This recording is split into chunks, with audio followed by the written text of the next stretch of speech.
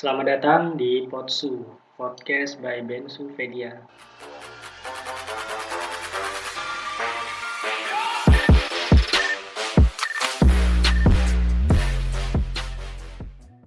Halo teman-teman Sofedian dan para Laskar Sambat, kembali lagi bersama saya Cak Beni dalam acara yang agak serius, namanya ini Gibah Ilmiah. Hari ini kita kedatangan teman baik saya, Saudara Farid Nur Rahman. Si Bro Farid ini adalah pengamat tata kota yang udah malang melintang di dunia tata kota dan juga entrepreneurship. Jadi dulu kita sempat ngelmu bareng di ITS, saya di Teknik Sipil dan Bro Farid ini di Planologi. Tapi kita ketemu bareng di tim basket ITS, jadi ya lumayan banyak ngobrol ngalor ngidul terkait dengan tata kota dan yang lagi rame sekarang ini terkait dengan banjir. Nah, di kesempatan kali ini di podcast ini kita akan secara khusus bahas tentang banjir. Kita general aja, kita bahas banjir yang ada di Indonesia. Gimana sih cara penanganannya, lalu gimana juga solusi-solusi yang bisa diaplikasikan dari sudut pandang seorang ahli tata kota. Kira-kira kayak gitu. Oke, kita langsung aja panggil Bro Farid. Halo Bro. Halo Bro, siap. Selamat datang di Potsu. Apa singkatannya apa tuh Potsu? Podcast by Bensopedia. Oke, mantap. Sebenarnya nama aku sih.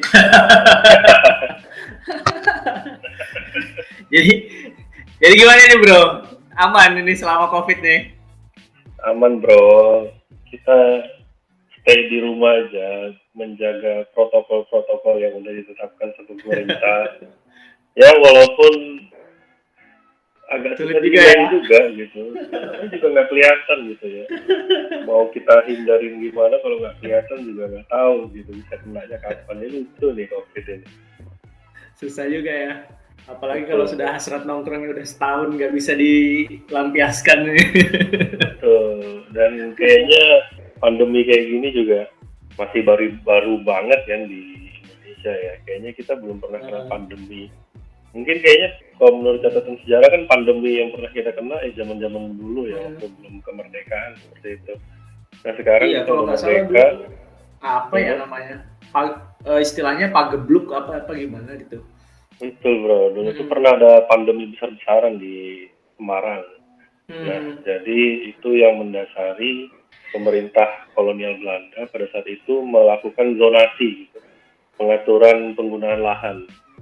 Nah, itu pertama kali terjadi di Semarang. Justru dari pandemi ya?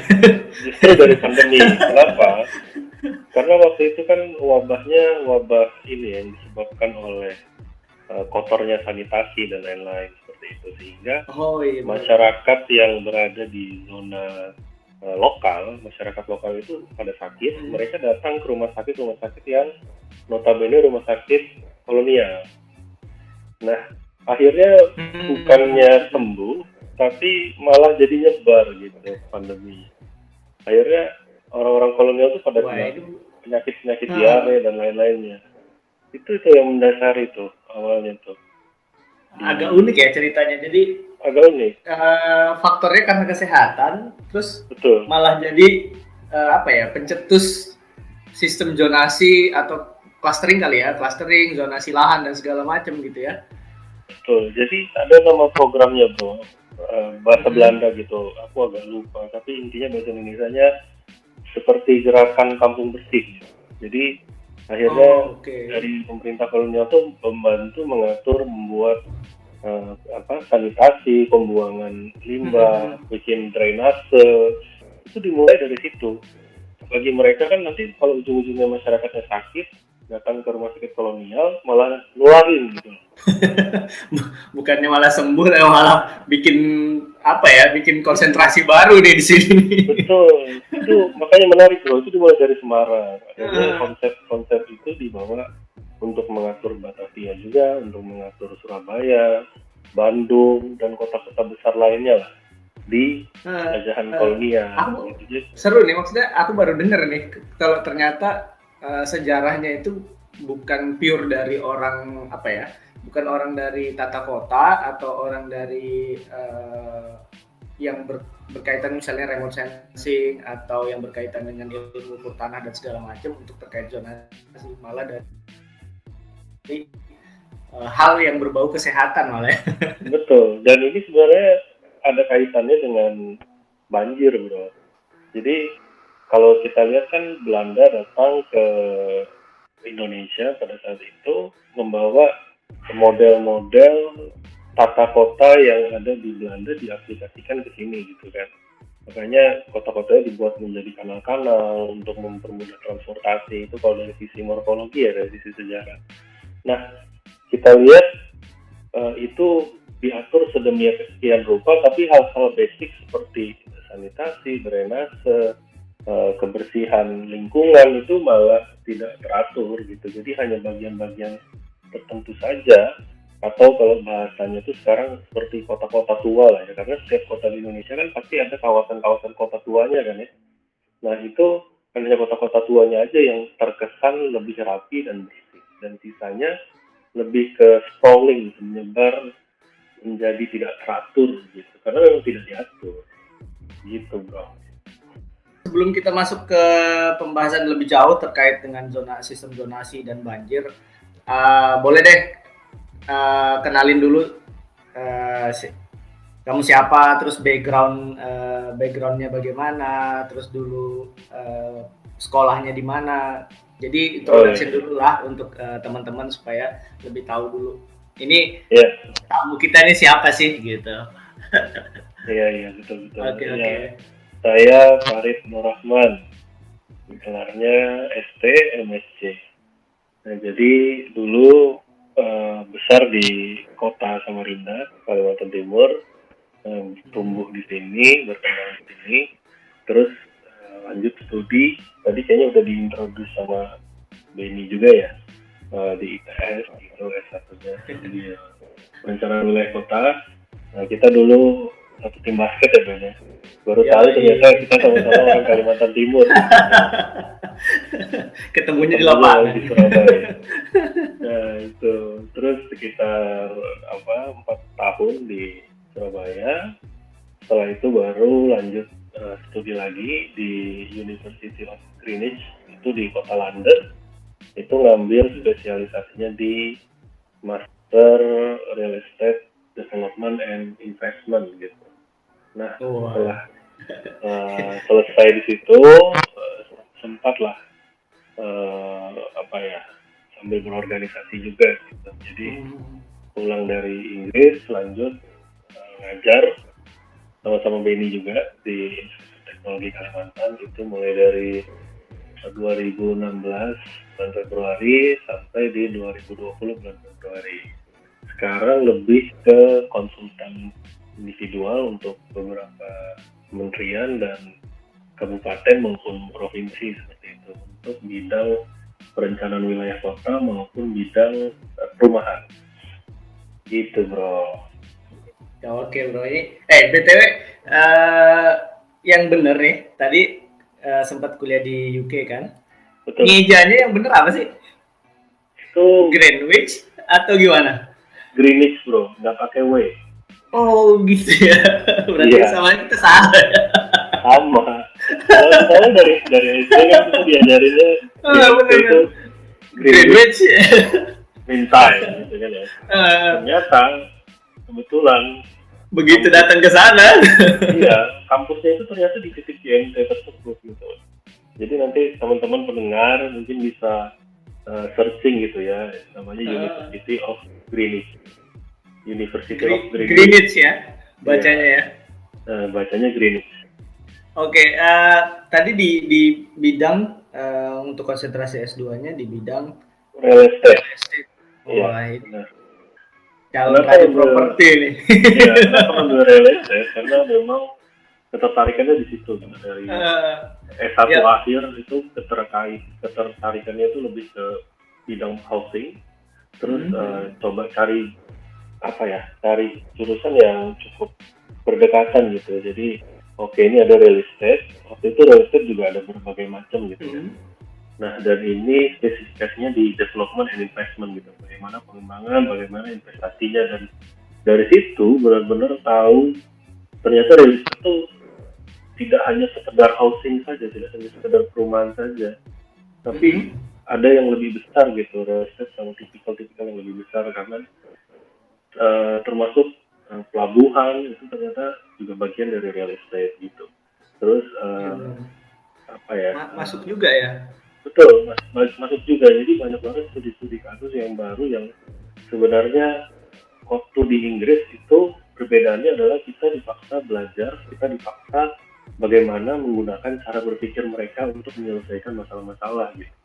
Jadi tidak membawa cara berpikir kita dari Indonesia untuk diaplikasikan di sana, tapi mendapatkan pemikiran baru gitu ya. Kita dipaksa di hipnotis gitu, semacam dicekokin gitu ya dengan pemikiran-pemikiran sana. Tapi banyak banget ilmu-ilmu yang didapatkan. Bahkan saya sendiri merasa bahwa 1 tahun studi di Inggris sama kemarin 4 tahun studi di waktu S1 itu lebih banyak, menyerapnya itu lebih banyak pada saat di Inggris. Kita betul-betul dipaksa baca, dipaksa untuk bikin jurnal, dipaksa untuk memahami sesuatu hal gitu ya, dan belum lagi tekanan-tekanan karena kita orang Indonesia gitu, yang memang sangat jarang gitu kan di sana. Itu Ben waktu kuliah pressure-nya karena kita orang asing ya. Karena kalau kita tidak bisa menjawab atau kalau kita tidak tahu sesuatu, itu yang jelek itu bukan nama kita pribadi saja, tapi nama negara kan juga ikut di belakang kita. Benar. Ada asal kita di mana gitu kan. Betul. Nah itu pertama kalinya banyak banget teman-teman dari Belanda, dari Belgia, dari Rusia, habis itu ada teman-teman dari Afrika, dari Turki. Itu benar-benar kita satu kelas bareng, dan di sanalah terjadi banyak pertukaran ilmu, pertukaran ide, dan banyak banget case-nya beda-beda ya tiap negara. Betul, dan tipikal orangnya juga beda-beda. Orang Jerman itu tipikalnya seperti ini, Rusia seperti ini, Belanda atau orang Inggris asli itu seperti apa gitu. Maksudnya dalam hal bukan sifat ya, tapi gaya belajar gitu. Nah, habis itu sama seperti ya, jadi kita dipaksa untuk menyesuaikan apa yang harus ada. Sampai tipikal belajarnya pun berbeda, bro. Ini pertama kalinya. Contohnya gimana tuh? Yang paling tentara banget nih. Betul, saya belajar tata kota sama salah satu profesor saya. Jadi profesor saya waktu itu pernah di kelas, suatu hari di kelas itu bilang besok kita kumpul di depan dermaga kapal feri yang menyusuri sungai Thames, London. Kita kumpul di situ, semuanya bawa 6 pound sterling gitu ya. Waktu itu karena tiketnya harga segitu. Nanti kita kuliah di situ. Bingung kan? Ya udah datanglah pagi-pagi situ, masuk ke dalam kapal feri gitu, karena kapal ferinya 2 tingkat gitu, kita di atas. Dan kapal feri itu menyusuri sungai dari Greenwich sampai ke London Eye. Jadi dia betul-betul ngajar kuliah itu sambil praktek ngeliatin gitu loh sejarah. Bener. Jadi studi case langsung gitu ya? Betul, sambil menyusuri sungai sambil cerita. Ini dibangun, bangunan ini dibangun tahun sekian karena apa? Ini daerah ini dibangun karena apa? Wah, betul-betul gila sih, itu model belajarnya yang belum pernah saya dapatkan di Indonesia sebelumnya, dan itu benar-benar boleh juga nih menyerap. Benar. Ini aku jadi dapat insight baru, dapat ide baru nih, asik juga kalau kayak gitu ya, ke Penajam terus balik lagi. Banyak ini bro, banyak sejarah-sejarah baru yang kita jadi sejarah lama yang kita jadi tahu gitu ya tentang perkembangan kota itu dengan hanya menyusuri sungai gitu. Wah gila sih, ini gokil banget. Lebih kalau kalau dari aku ngeliatnya ya, lebih kenanya itu karena kita ngelihat barangnya real langsung, jadi apa ya, feel-nya itu beda ketika kita hanya misalnya di kelas cuma diceritain doang, terus ini kita langsung diajak ngelihat barangnya kan lebih kena dapetnya itu. Mau presentasi langsung sama melihat secara live itu akan beda banget. Hasilnya pasti beda, ngecap di kepalanya kayaknya beda ya. Makanya pandemi ini kan gaya mengajar jadi berubah kan bro. Nah ini sebenarnya tantangan juga sih. ini akan sangat-sangat mempengaruhi kualitas dari teman-teman yang diajar sebenarnya nanti. Itu masih jadi problem sih, Benar. bagaimana kita, sedangkan jika kita di kelas aja mempertahankan ritme belajar yang bagus aja susah, apalagi kondisi kayak gini yang hanya cuma ngelihat layar, terus kita nggak bisa berinteraksi secara langsung, sulit sih. Iya, kita nggak bisa kontrol tuh yang diajarin lagi ngapain. Gitu. Bener-bener, itu paling PR sih menurutku. Itu bro, kira-kira introduction-nya background saya. Oke, jadi habis dari UK pulang ke Indonesia ngajar dan segala macam, termasuk aku pernah dengar nih kalau kamu nih atau Bro Farid ini pernah ngajak mahasiswanya ke helipad di salah satu pantai di Balikpapan. Wah, ini pernah dengar itu, terus seru juga ya kalau kita kerja di outdoor gitu, nggak di kelas terus gitu. Benar, karena apa ya? Karena pernah merasakan yang dirasakan waktu di Inggris itu, akhirnya pada saat mengajar, wah pengen nih nyoba aplikasikan kira-kira impact-nya ke mahasiswa yang diajar itu seperti apa gitu kan. Akhirnya cobalah ngajak teman-teman mahasiswa ini untuk ke pantai gitu pada saat itu, dan belajar langsung di sana gitu. Dan memang benar-benar beda tensionnya pada saat kita lagi di outdoor sama pada saat lagi di indoor gitu ya. Pada saat kita di kelas kan kecenderungannya pada capek, ngantuk dan lain-lain gitu. Tapi pada saat di outdoor justru mereka malah memperhatikan gitu, malah ngasih attention yang berlebih. Terus kita juga saya selalu memberikan tantangan untuk adik-adik itu untuk misalnya kita kasih dia tugas presentasi gitu. Tapi kan harus presentasi di outdoor. Iya, kan itu lebih challenging sih. Menggunakan PowerPoint atau software lain yang harus ada harus di dalam kelas lah istilahnya. Gitu. Ini jadi benar-benar full ya, skill public relation, skill ngomong. Akhirnya mereka di challenge terus itu. Kami presentasinya gimana? Kan kami nggak ada media loh. Emang medianya harus selalu menggunakan PowerPoint gitu. Benar, kan kamu bisa pakai media lain. Akhirnya dari situ malah kreativitasnya keluar gitu. Ada yang bikin website, jadi kasih link ke masing-masing untuk dibuka. Ada juga yang menggunakan metode pakai kertas A0 gitu, lalu mereka bikin asik tuh. bagan-bagan. Jadi kan beda kan ini. Skillnya kan beda kan. Ini boleh nih aku adopsi nih. Iya, harus loh bro. Soalnya apa ya, anak-anak zaman sekarang itu yang generasi apa sih istilahnya, generasi Z ya bro. Generasi Z dan di bawahnya itu kecenderungannya memang nggak kayak zaman kita belajar gitu. Mereka ada kecenderungan cepat bosan karena lebih sering melihat sesuatu yang instan gitu ya. Jadi karena memang untuk toolsnya sudah ada ya. Iya, untuk menarik perhatian. Jadi untuk menarik perhatian mereka itu memang harus dengan cara-cara yang tidak biasa gitu. Ya salah satunya di outdoor.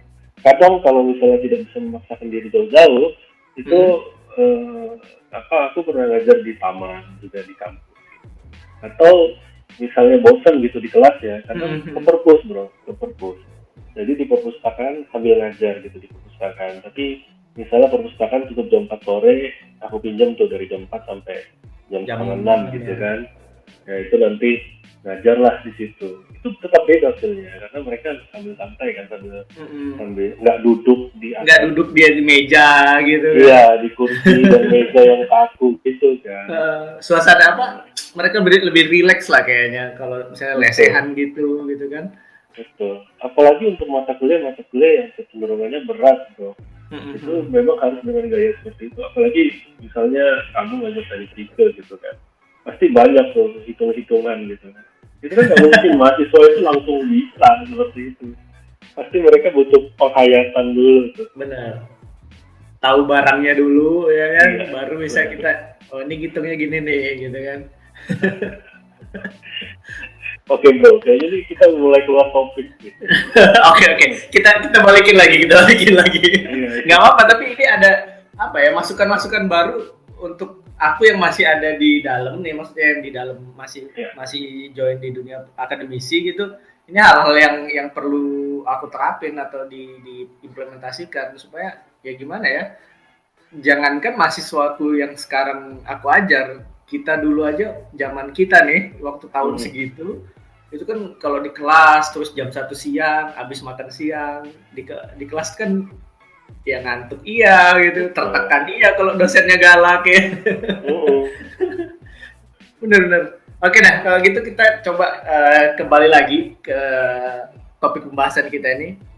Eh, Kalau aku mau tanya nih, untuk yang di Indonesia, terutama daerah-daerah atau kota-kota yang ya kita bisa bilang kota-kota yang besar gitu kayak Surabaya, Jakarta, yang lagi rame ini Semarang, terus kemarin juga Banjarmasin juga, atau bukan Banjarmasin ya, tapi lebih tepatnya daerah Banjarbaru ke atas gitu. Itu sempat kena, termasuk Samarinda juga, itu kena yang namanya banjir yang notabene itu banjir ini kejadiannya kayaknya berulang terus bukannya tambah beres gitu, malah ada yang beres enggak malah lebih parah gitu. Kalau menurutmu uh, gimana sih perkembangan kota-kota yang sering kena banjir ini dari sudut pandang seorang apa nyebutnya kalau planologi planner? Ya, planner. Planner, oke. Jadi nanti sudut pandang planner ini gimana sih ngelihat kota-kota yang seperti ini gitu? Iya.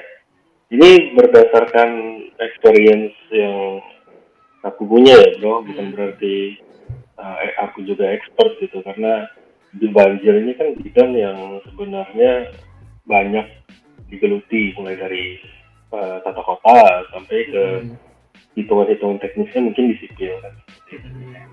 Nah jadi dari sudut pandang urban planner, sebenarnya kita melihat kota ini didefinisikan jadi beberapa tipe gitu bro. Yang pertama, kota di Indonesia ini ada kota yang namanya kota kolonial, artinya kota peninggalan Belanda, kota peninggalan penjajahan seperti itu. Sama ada kota-kota yang memang bukan peninggalan kolonial yang baru berkembang pasca kemerdekaan. Oh jadi pembatasnya kemerdekaan ya? Iya, kenapa gitu? Karena kota-kota kolonial ini basic infrastrukturnya itu udah dibangunkan lebih dulu. Sehingga kecenderungannya adalah ketika pasca kemerdekaan, pemerintah itu kecenderungannya mengikuti yang sudah ada. Misalnya kayak Surabaya gitu kan. Surabaya kan itu udah dibangunkan kanal-kanal yang cukup besar ya. Setelah itu kan pasca kemerdekaan, pemerintah kecenderungannya apa? Mengikuti jalur kanal yang ada, mengadopsi keilmuan yang ada dari sana, dilanjutkan kan seperti itu. Nah, beda dengan kota-kota yang baru berkembang gitu, yang memang dia tidak ada pegangan atau tidak ada contoh gitu. Itu biasanya banjirnya tipikalnya berbeda. Kenapa? Biasanya kalau kota-kota yang non kolonial ya, non peninggalan kolonial, kalau saya perhatikan itu biasanya banjirnya sifatnya lebih ke apa ya namanya itu? Dia ada siklusnya gitu. Siklusnya itu misalnya 10 tahunan atau 15 tahunan, atau seperti yang terjadi di daerah Kalimantan Selatan itu kabarnya 50 tahunan seperti itu kan ya.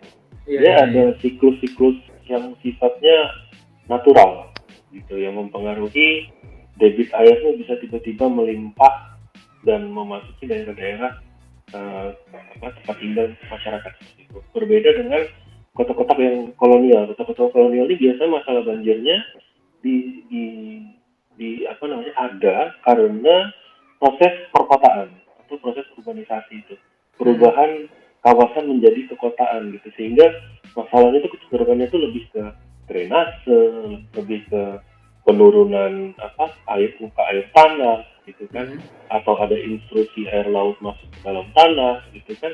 Nah jadi bedanya banjirnya itu seperti itu. Misalnya kayak Balikpapan kota kolonial gitu ya. Kenapa dia Balikpapan? Aku baru tahu nih kalau misalnya Balikpapan kota kolonial. Iya, Balikpapan itu kan kota yang ditinggalkan gitu ya. Dulu sempat jadi pusat perdagangan pusat minyak ya kalau nggak salah ya di Balikpapan seperti itu. Jadi perkembangan kotanya kecenderungannya pasca kemerdekaan itu kalau saya tidak salah ya, itu dimulai dari salah satu perusahaan minyak yang ada di Balikpapan itu meminta pemerintah kotanya untuk membuat master plan kota, Ben. Oh, oke. Ya tahu lah ya, perusahaan minyak Kalau yang berarti ada di Balikpapan. kalau si dalam tanda kutip ya, misalnya si perusahaan ini itu tidak meminta untuk membuat master plan kota, bisa jadi Balikpapan itu mempunyai master plan kota itu akan mundur lagi dong berarti. Bisa jadi, karena kamu lihat, Ben, kenapa dia minta ini master plan kota? Kamu lihat deh, perkampungan yang berada di sekitaran kompleks tersebut. Sampai sekarang yang di pinggir pantai itu ya? Iya, benar. Padat, tidak teratur, ya kan? Itu kecenderungannya jadi mengganggu. Iya. Gitu. Nah, jadi makanya beda-beda. Tapi hampir sama masalahnya. Kalau Balikpapan kan banjir karena airnya kekurangan air tanah sehingga air laut itu masuk ke dalam tanah seperti itu. Itu yang merusak sistem drainase gitu karena kena air laut gitu.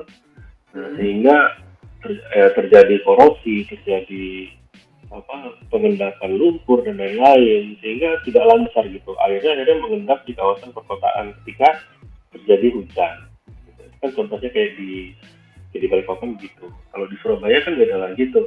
Tapi hampir sama. Pasti masalahnya karena drainasenya nggak cukup untuk mengalirkan air yang ada. Termasuk di Jakarta kan seperti itu. Walaupun di Jakarta ditambah kasus lagi. Karena kan dasar-dasar perkotaan itu kan kita melihatnya yang pertama dari satu topografinya kan.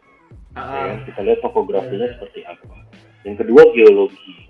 Kita lihat faktor geologinya itu gimana. Bebatuannya itu beda. Bebatuannya kota di Kalimantan, di Sumatera, di Jawa itu beda. Ya kan? Nah, benar. Struktur tanahnya berbeda. Yang ketiga geografi. Ya kan? Kita lihat dari struktur ketinggiannya berapa meter di bawah laut. Ada yang di bawah, ada yang kotanya lebih rendah daripada laut. Adanya kotanya yang di atas bukit, ada yang di anak kaki gunung. Itu perlakuannya pasti akan beda-beda seperti itu. Lalu yang keempat kita lihat dari klimatologi, kita lihat dari iklimnya. Iklimnya di Kalimantan, Selat Jawa, Selat Sulawesi, habis itu Jawa bagian utara, Jawa bagian selatan itu kan punya iklim yang berbeda-beda, gitu kan? Itu juga mempengaruhi. Iklim lokalnya agak beda-beda banget sih. Exactly, itu klimatologi. Yang terakhir itu dilihat dari vegetasinya. Gitu. Vegetasi naturalnya apa, yang tidak natural atau vegetasi buatannya gimana, karena pada dasarnya itu juga mempengaruhi. Nah, dari 5 unsur perkotaan dasar tadi itulah yang dilihat yang menjadikan dasar bagaimana merencanakan kota agar tidak banjir seperti itu. Kira-kira dasarnya itu dulu, guys. Benar. Aku agak tertarik nih tadi yang sama salah satu unsur itu kan ada di geologi nih, jenis batuan, tanah dan segala macam. Nah, yang terjadi sekarang ini kalau misalnya kita bicara banjir, ada banyak masyarakat yang mengatakan bahwa salah satu solusi itu menggunakan di Jakarta juga make misalnya. Saya nggak tahu kalau di Surabaya apakah itu diterapkan secara aturan daerah atau enggak. Kalau di Jakarta dia menggunakan biopori atau sumur resapan atau bagaimana. Nah, cuma kalau dari kami ya, dari di sisi sipil, ketika kita membuat biopori, kembali lagi benar katamu tadi, lihat dulu nih faktor geologinya apa. Dia bisa menyerap air atau enggak nih, karena nanti ketika nanti kita bikin biopori ternyata tanahnya atau jenis batuan jenis permukaan tanahnya itu nggak bisa menyerapkan air, jadi kayaknya jadi percuma aja. Jadi ya airnya nggak akan masuk juga nih ke dalam tanah, nggak akan terinfiltrasi gitu loh. Jadi kalau nanggapin kayak gitu gimana kira-kira nih? Nah, ini benar katamu, bro. Tadi kan kamu ada sebut masalah infiltrasi. Di urban planning itu dipelajari. Jadi faktor geologi itu akan mempengaruhi infiltrasi, yaitu percepatan serapan air ke dalam tanah seperti itu kan, ya. Jadi ketika air datang dari langit turun, berapa persen yang bisa diserap sama tanah, berapa persen yang harus dialirkan ke dalam drainase yang sifatnya mulai dari tersier, sekunder sampai ke primer seperti itu kan, bro. Nah, jadi apa sih yang mempengaruhi gitu? Memang karena kecepatan perserapan tanah itu berbeda. Untuk di daerah R1 atau permukiman padat penduduk, kalau di dalam zonasi perkotaan itu biasanya infiltrasinya itu mendekati berapa ya angkanya? Oh, aku agak lupa. Sekitar 0 sampai 1 apa gitu. Itu yang diartikan. Iya. Kalau Iya, benar, infiltrasi benar, range-nya kan antara 0 sampai 1. Jadi kalau dia sampai, kalau di kami itu ada namanya koefisien pengaliran. Jadi kalau dia daerahnya padat penduduk kayak tadi itu dia mendekati 1. Iya, mendekati 1 artinya tidak teralirkan sama sekali kan, kayak gitu kan. Teralirkan. Oh, teralirkan ya. Teralirkan. Yang tidak Kalau teralirkan itu yang 0, yang mendekati 0. Yang 0 ya, mendekati 0 ya. Nah, makanya semakin ada beberapa daerah yang memang mendekati 0, ada beberapa daerah yang mendekati 1 gitu ya. Ada yang bisa teralir dengan sempurna, ada yang tidak teralir sama sekali. Ada kawasan-kawasan ruang terbuka hijau yang memang seharusnya itu adalah kawasan daerah koefisien penyerapannya tinggi gitu. Ada juga daerah-daerah yang memang seperti tidak bisa diserap gitu ya. Nah, lalu apa sih hubungannya dengan gerakan-gerakan seperti membuat apa namanya tadi, seperti yang bilang biopori dan lain-lain? Itu sebenarnya bukan masalah kecepatan serapan tanahnya, tapi lebih ke faktor sosialnya. Artinya membuat masyarakat semakin sadar kalau kamu tidak berbuat apa-apa, kotamu tuh akan banjir. Gitu. Jadi ini tidak ada masalah hubungannya dengan masalah teknis sebenarnya. Tapi ini lebih ke political will. Pendekatan lebih ke komunitas masyarakatnya ya, untuk awareness masyarakatnya nih. Bener, kan pikirannya gini, kalau misalnya satu rumah buat dua lubang biopori di satu kawasan, satu kecamatan itu ada 100.000 rumah, maka ada 200.000 lubang biopori yang terbuat. Itu kan logikanya. Tapi kan apakah mentah-mentah akan masuk ke tanah? Kan nggak gitu juga. Karena struktur perkotaan, misalnya kayak kota padat seperti DKI Jakarta, Surabaya, misalnya yang isunya adalah air tanahnya itu terserap gitu ya, untuk dipakai di keseharian gitu ya. Air tanahnya diserap sehingga struktur tanahnya turun. Benar-benar. Secara keilmuan sebenarnya struktur tanah yang turun itu bisa naik kembali ketika hujan turun, air masuk, air di dalam tanah itu terisi kembali, maka struktur tanah itu akan naik lagi. Jika di atasnya tidak ada bangunan beton. Dengan syarat infiltrasi tadi tetap berlangsung ya. Betul, dan di atasnya tidak ada bangunan beton. Tapi kan masalahnya ketika air tanahnya terisi kembali, tapi kan dia tidak punya daya kekuatan untuk mengepus bangunan-bangunan beton yang ada di atas. Secara logika kan seperti itu. Terhambat lah dia. Terhambat. Jadi ya struktur tanah akan tetap terus turun karena masifnya pembangunan tadi. Gitu. Itu yang membuat infiltrasi tadi jadi malah mendekati 0 atau tidak bisa terserap sama sekali. Akhirnya muncullah jenis-jenis banjir yang secara keilmuan sipil itu juga sudah dibahas kan. Ada banjir yang disebabkan karena dari sungai airnya keluar gitu kan ya. Apa sih istilahnya kayaknya paham kan. Kalau yang itu kalau yang dari sungai itu river flooding, kalau yang dari drainase itu yang kategorinya urban flooding lah kalau umumnya gitu dikatakan gitu. Betul. Cuma aku tadi tertarik sama ini. Tadi sempat kan zonasi yang padat penduduk dan sebagainya. Ini aku cuma penasaran nih. Ketika seorang planner merencanakan suatu kota atau membuat zonasi di suatu kota, itu pertimbangannya apa? Dan kalau misalnya kita sudah bikin nih master plan kota, kan sudah ada apa ya kalau master plan kota? RT/RW dan RTD/RK ya? RDTRK. Nah kita sudah planning nih, ada master plan-nya, sudah ada zonasinya tadi, sebagaimana kita rencanakan. Nah, apakah dari master plan itu boleh dilakukan perubahan dan celah atau bukan celah, tapi kemungkinan untuk melakukan perubahan itu memungkinkan atau enggak gitu? Setelah kita punya master plan nih gitu. Ya.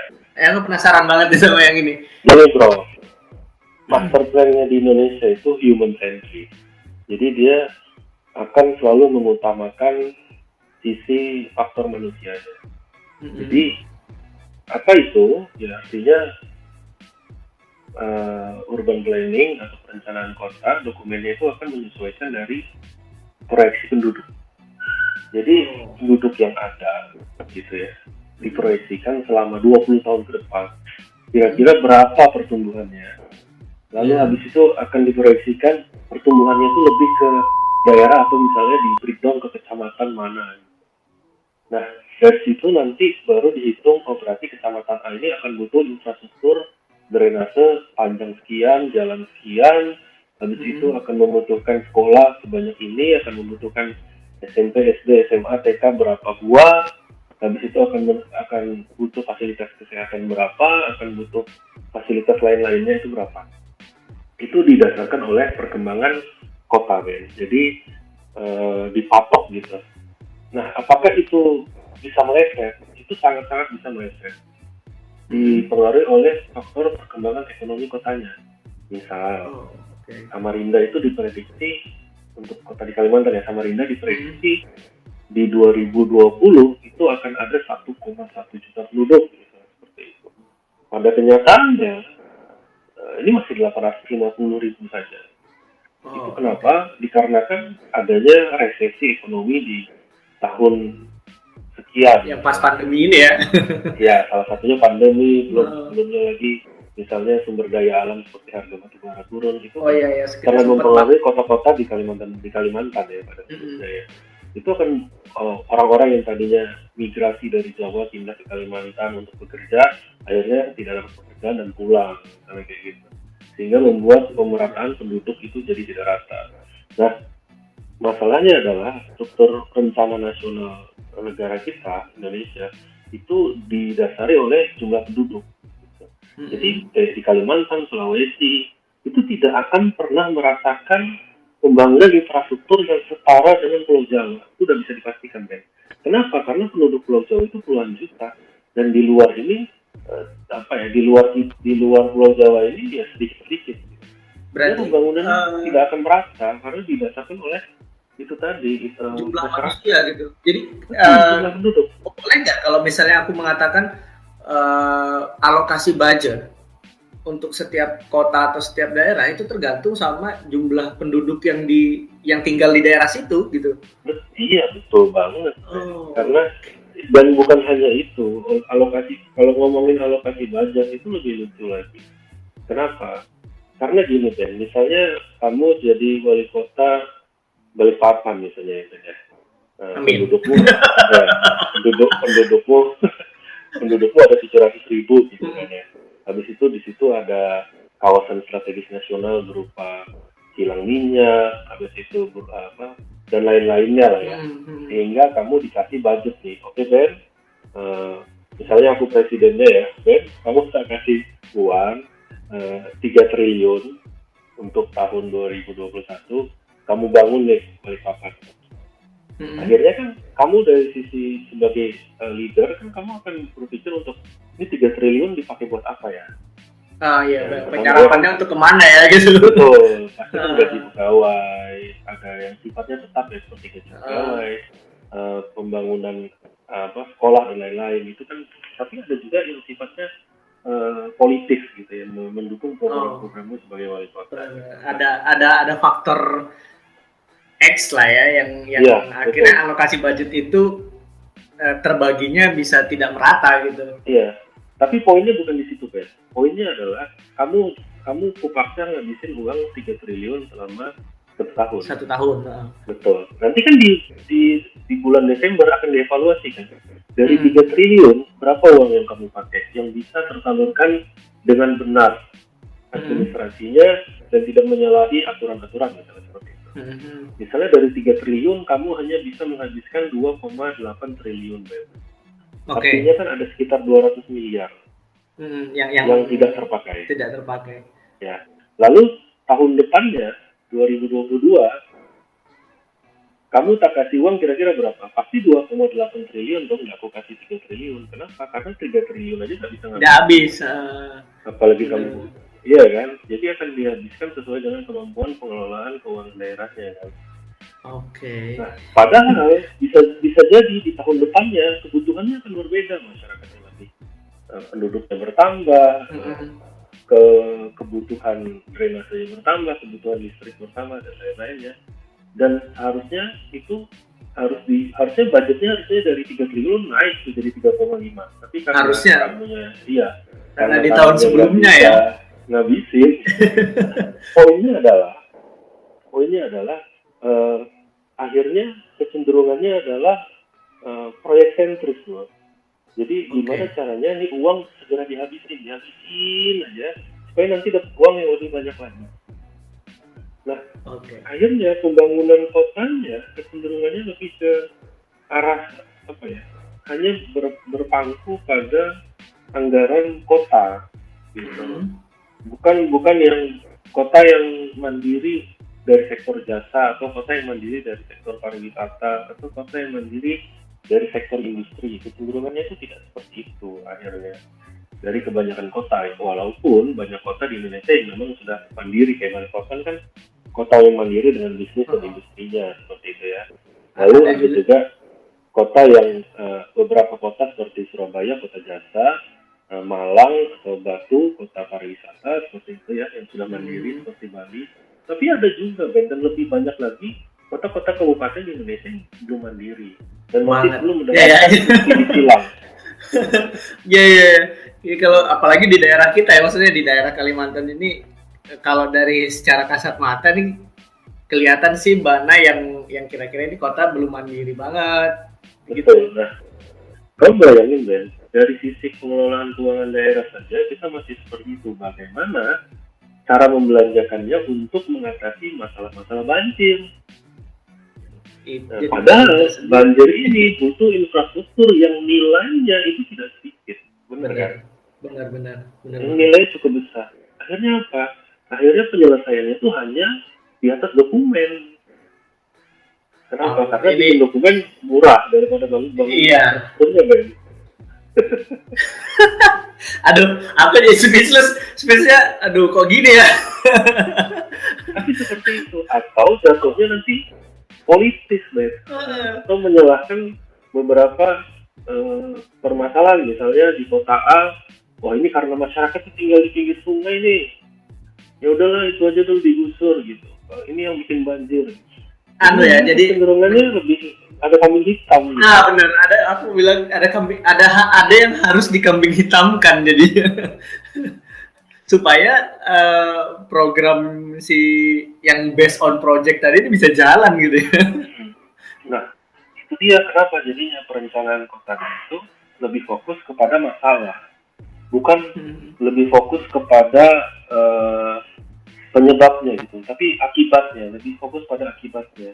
Harusnya yang kita selesaikan kan adalah sebabnya gitu.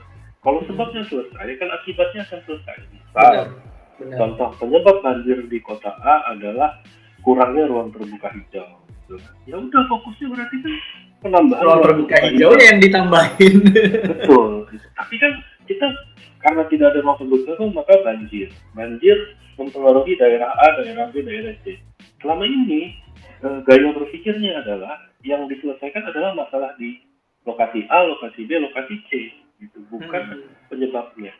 Kenapa? Karena secara politis itu lebih bisa dijual, gitu ya, daripada. Nggak kelihatan ya, maksudnya gimana ya? Bisa dilihat lah istilahnya. Betul. Dan itu ya itulah bahkan untuk seperti DKI Jakarta misalnya dia punya anggaran yang sangat fantastis gitu ya. Bahkan beratus kali kota-kota lain gitu, atau beratus kali provinsi lain. Dan itu aja penyelesaian banjirnya juga akhirnya nggak selesai karena ganti government, ganti leader, ya ganti juga lagi kebijakannya. Ada istilah naturalisasi lah, ada istilah normalisasi lah ya. Malah ribut di situ gitu. Malah dia meributkan hal-hal yang kayak gitu ya. Betul. Benar-benar. Padahal pada saat mereka ngeributin itu, masyarakatnya lagi ada yang tinggal di atas gitu kan, lagi ada yang bener, ada yang lagi kebanjiran, ada yang bener bro. Karena banjir ini bukan masalah yang sepele gitu ya. Misalnya kita ambil contoh di Samarinda gitu, posisi kita tinggal sekarang gitu. Samarinda ini saking seringnya banjir, akhirnya masyarakatnya menganggap banjir itu sesuatu yang biasa. Nah, ini aku tertarik. Boleh nggak aku potong nih? Ini yang aku tertarik nih. Oke. Kan ini kayaknya bidangmu banget nih bro. Jadi masyarakatnya terbiasa. Apakah itu bisa disebut misalnya ini masyarakatnya ini udah apa ya, adaptasi atau misalnya resilient, tingkat ketahanannya meningkat atau gimana nih? Kalau misalnya kalau kita ambil tadi masyarakat merasa sudah biasa dengan banjir ini. Betul. Itu gimana? Jadi pasti, jadi yang pertama ada faktor adaptasi. Karena kita human sebagai manusia normal, kita pasti akan menyesuaikan diri dengan lingkungan kita kan, kayak gitu kan. Lingkungan kita lagi banyak air, kita akan menyesuaikan diri gitu. Nah, apakah bisa dikategorikan menjadi masyarakat yang resilient gitu ya? Ini menarik bro. Ini masyarakatnya ini posisinya di resilient gitu. Kenapa? Tapi resilient in the wrong way.